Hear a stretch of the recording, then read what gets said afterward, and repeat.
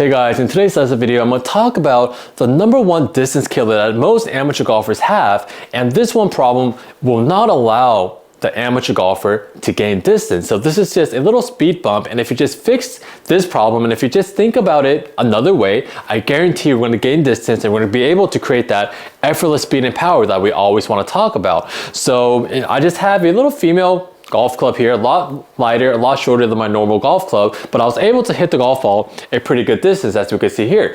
But in today's lesson video, distance, it's only a natural thing. So if I try to muscle it through, or if I try to get into certain positions, I'll never get the distance that I want. So what I want to get at is that the #1 distance killer is that when most amateurs think about the golf swing, every amateur golfer wants to get into an open impact position, as we can see here.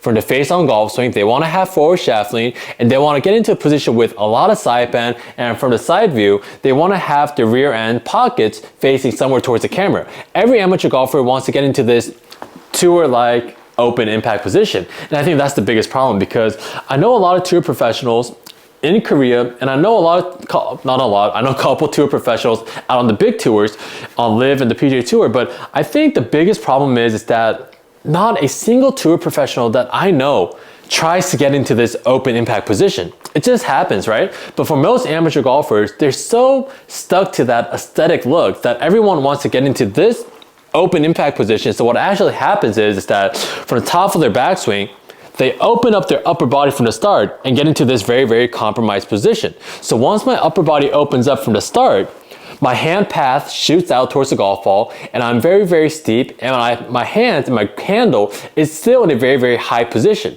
So from this compromised position, all I could do to hit the golf ball is to cut across my body and have a very, very weak ball flight, a slice or a low pull off towards the left at best. So what we want to get at is that opening up our upper body from the start of the golf swing in the downswing is the biggest mistake amateur golfers have, and that's the #1 distance killer, because that's immediately a slice or a low pull hook, like I just mentioned. So what's going to happen is that opening up your upper body in the downswing is a big no-no for me, because yes, professional golfers get into a very open position, and yes, our upper body does rotate in the downswing, but we do not want to get into open position. The reason for that being is that, for example, if I close my body into this position right here, and if I hit the golf ball, let's see how far the golf ball goes. I'm in a very, very close shove position. I could still hit the golf ball around 160 yards with the same golf club, just with a, let's just call it an arm swing. But if I get into a very open position, vice versa in this position right here, if I try to make a golf swing, I don't even think I can make a proper backswing, but from this position, if I try to hit the golf ball, everything's going low left, just like a over-the-top golf swing. I hit the golf ball 38 yards. So you can see the difference. You might think that I'm over-exaggerating for the camera, but it's very, very hard to hit the golf ball from this position. It's very hard to even get into proper backswing. So what I want to get at is that if I open up my upper body from the start, I'm in a very, very compromised position, and I can't really do anything from there. All the videos that I talk about that supinated release, that right hand drill that I talk about, this right here, all the release concepts that I talk about, we can't do if we're in this position. So what I want to get at is that how do we not open up our upper body feel-wise, but still open up our upper body? I think that's the biggest secret that we want to talk about today. So ideally, now if we talk about the correct sequence coming down, the correct sequence should always be body and then arms. And what I mean by body is, I mean my lower body. So from the top of my backswing, instead of my lower body and my upper body all rotating together, it's going to feel like from the top of my backswing that my upper body, if it's rotated roughly around 90 degrees, it's going to feel like my upper body and my arms just stay here, very, very quiet.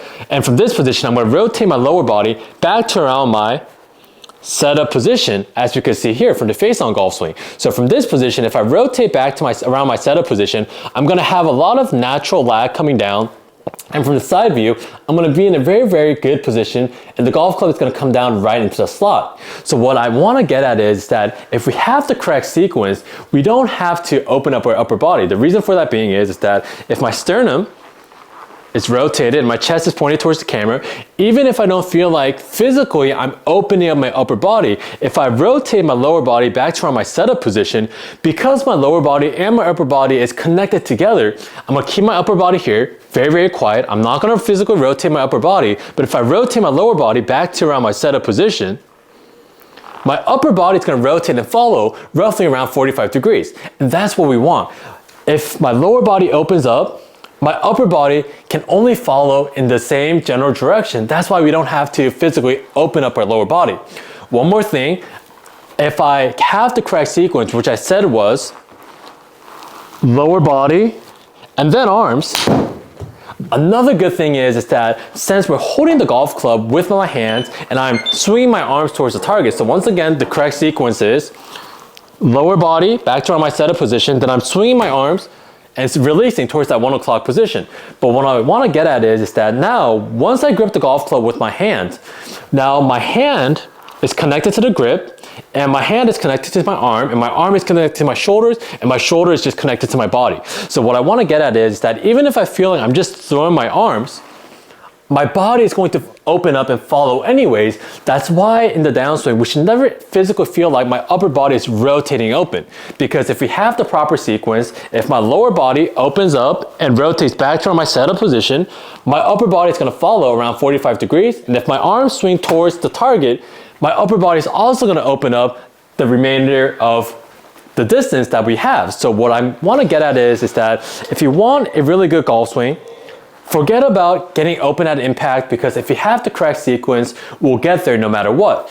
For the face-on golf swing, we just have to feel like we're throwing a frisbee or throwing a ball. So if I'm throwing a frisbee, my lower body is gonna rotate back to my setup position, roughly, and I'm going to sling my arms towards my target.